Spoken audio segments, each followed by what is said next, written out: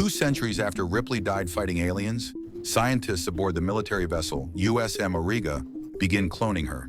They extract blood from the crash site and fail 7 times.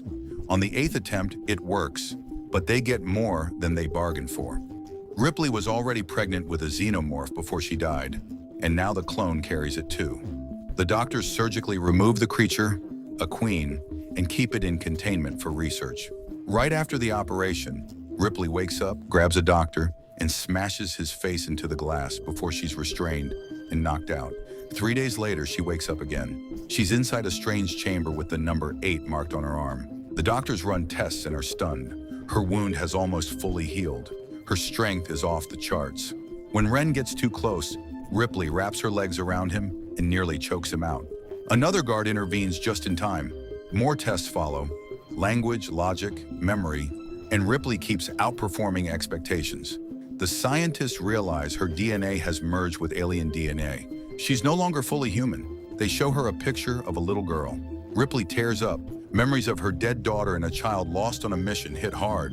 This frustrates General Perez, who wanted an obedient clone, not one with baggage.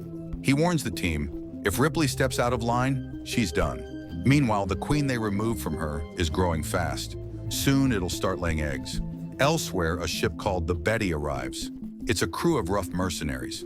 Johnner messes with their paralyzed engineer, Vrias, by tossing a knife at his leg. Call, another crew member, isn't amused. Their leader, Elgin, delivers the cargo, dozens of kidnapped civilians sold to the military for alien breeding experiments. Perez pays them and allows them to stay as long as they keep out of the labs. In the lab, the civilians are lined up in front of xenomorph eggs. The doctors watch and wait. Back in the gym, Ripley is testing her skills with a basketball. Johnner tries to mess with her, but she dodges everything. When he gets too close, she takes him down in 2 moves. Christie steps in and knocks her in the face with a weight, but Ripley barely flinches. She drops him too, then nails a perfect shot before walking off. Blood from her nose drips on the floor and burns through the metal. Her blood is now acid. Later, Gediman taunts the xenomorphs in the lab. When one snarls, he sprays freezing gas into the cage. They start backing away whenever he nears the button. That night, Call pretends to be drunk and sneaks out. She uses a chemical spray to break into Ripley's room. After checking the scar, she realizes the alien's already been removed. Ripley wakes up. Call offers to kill her. Ripley doesn't budge. Call stabs her through the hand, but Ripley's acidic blood melts the blade, and her wound closes right after. Ripley tells Call she can feel the aliens. They're connected. Call wants to stop them, but Ripley says it's too late. As Call leaves, Ren and some guards catch her. Meanwhile, Ren confronts the mercenaries for breaking protocol. Things escalate. Guns are drawn. The crew of the Betty fires first and wipes out the guards with ease.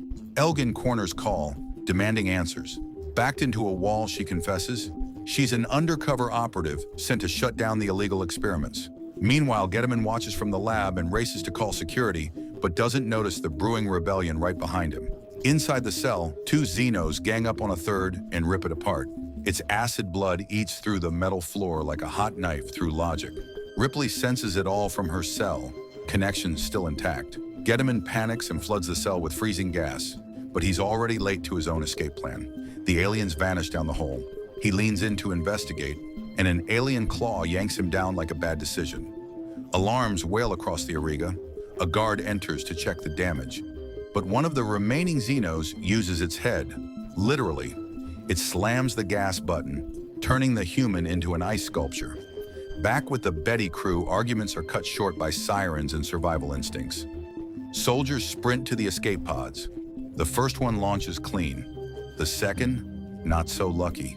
A xenomorph slithers aboard and starts carving through the squad. Perez hurls a grenade into the pod just before it seals.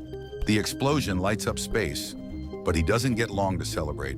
An alien ambushes him from behind and ends his war career in a single swipe. Elsewhere, Vries scavenges for parts when he looks up and spots an alien crouched above like a living booby trap. He fires, hitting the beast, but acid blood splashes down. His legs are already paralyzed, but his hand sears in pain. He answers it with bullets. Another alien stalks toward Ripley's chamber. She doesn't wait. Ripping open the control panel, she jams her acid blood into the circuits, frying the lock. Door opens. Ripley's loose. The mercs push toward the Betty, But Elgin gets sidetracked when he sees Vries's weapon on the ground. Pipes clatter nearby, startling him, but it's a fake out. As he leans down, an alien bursts through a grate and drags him under. Hearing his scream, the crew rushes back, but they're seconds too late. The alien stands over Elgin's corpse. It locks eyes with the group, but before it can pounce, a shot rings out. Ripley emerges from the shadows and drops the beast. The mercenaries turn their anger toward Ren, and he finally cracks. There are 12 xenomorphs aboard. Silence. Then, resolve. The team agrees to work with Ripley, even though Call's not thrilled. Before they move out, Ripley tears out the alien's inner jaw and hands it to Call. "Souvenir," she says. They regroup with Vries. Ripley goes still and mutters, "We're moving." Ren confirms it. The Auriga's emergency autopilot has kicked in. Destination: Earth. Problem? Earth is now a wasteland. No one wants to deliver a dozen aliens to a dying planet. The new plan: find the Betty. But Ripley stops short when she spots another lab. Inside, she finds her past mistakes. Literally, failed clones. Numbers 1 through 6 are dead, malformed, sealed in tubes. But number 7 is still alive? Barely. A grotesque fusion of human and alien, she pleads for death. Ripley obliges. Flamethrower in hand, she incinerates the room, herself included. Call, shaken, punches Ren for letting this happen. In the next room, the horror continues. The kidnapped civilians are lined up like leftovers. At first, all seem dead, until one man suddenly thrashes and screams. His name's Purvis. Ripley doesn't need a scan. She smells the infection. He's got an alien growing inside him. She votes to leave him. Call refuses. If they can reach the Betty fast enough, Purvis might survive cryostasis. They take him. The path ahead leads to the flooded mess hall. And beneath the water's surface, more danger waits. Vries has no choice but to get out of his wheelchair and strap himself to Christie's back. They move into the next corridor, but it's completely flooded. The group has to swim through it to keep moving. 2 aliens suddenly appear in the water behind them. Johnner quickly shoots one, but the second alien manages to grab one of the mercenaries and drags her away. While the alien is distracted with its kill, the rest of the group keeps swimming. They reach a section covered in a thick, slimy membrane. Ripley tears it open with her bare hands, and the group pushes through and finally resurfaces. But they're not safe yet. They've surfaced into a room surrounded by alien eggs. One of the eggs opens and a facehugger jumps out and grabs onto Ripley. She dives underwater and fights it off until she kills it. The others go back underwater and throw grenades into the nest, blowing up the remaining eggs. Suddenly, the second alien returns, forcing the group to escape through a hole and climb a ladder. At the top, the door won't open. Ren takes Call's gun, pretending he'll shoot the lock, but instead shoots Call. She falls into the water. Vries, furious, shoots at Ren. Ren dodges, and the missed shots hit the door, finally opening it. Ren slips through and locks it behind him. The alien catches up and begins climbing the ladder after them. They shoot at it, but acid from the alien's blood splashes onto Christie, burning him. Johnner fires again and kills the creature, but the alien's corpse gets tangled on Christie's leg. Vries tries to hold him, but the extra weight is too much.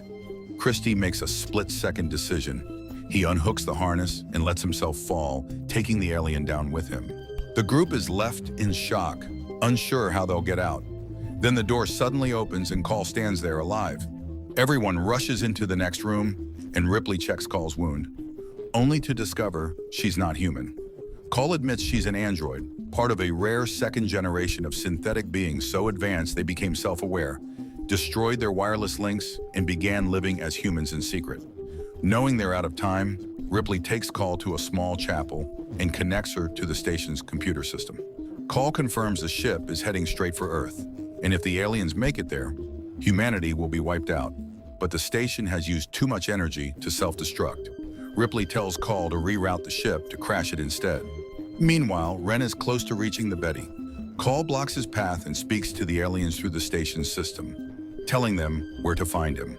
The rest of the team heads toward the Betty again, but when Johnner finds out the station is crashing, he panics and tries to attack Call. Ripley grabs him by the throat and warns she'll rip out his tongue if he touches her. Suddenly, Ripley hears a strange noise. She says the Queen is in pain. Then without warning, she's yanked down through the floor by aliens. But instead of killing her, they carry her to their nest. Her DNA has been altered. She's one of them now, and they know it. Back with the others, they reach the Betty.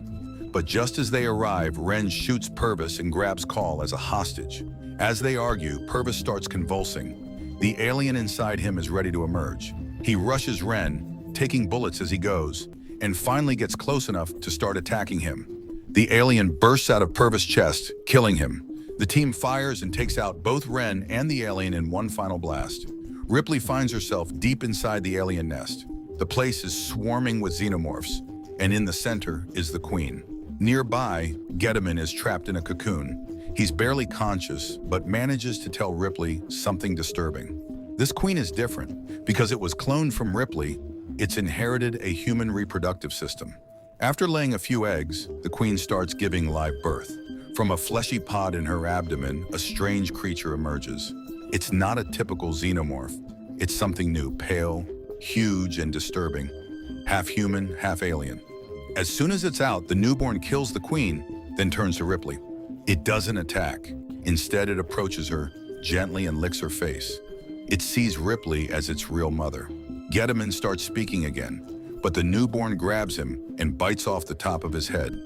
While the creature is distracted, Ripley escapes. She runs to the Betty, which is about to launch. She makes it just in time and reunites with the crew in the cockpit. As the ship takes off, Call notices one of the doors didn't close properly. She goes to fix it and finds the newborn has made it on board. The creature attacks and the ship begins to shake from the launch. One of the mercenaries rushes in to help but is immediately killed. Ripley realizes Call is taking too long and runs to find her. She enters the room and sees the newborn clawing at Call's injury. Ripley steps in and calmly approaches the creature, pretending to be its mother. As it relaxes, Ripley uses her acid blood to melt a hole in the ship's window. The moment the glass breaks, the cabin depressurizes. The newborn is pulled toward the hole. Ripley and Call hold on tightly, watching in horror as the creature's body is slowly sucked out.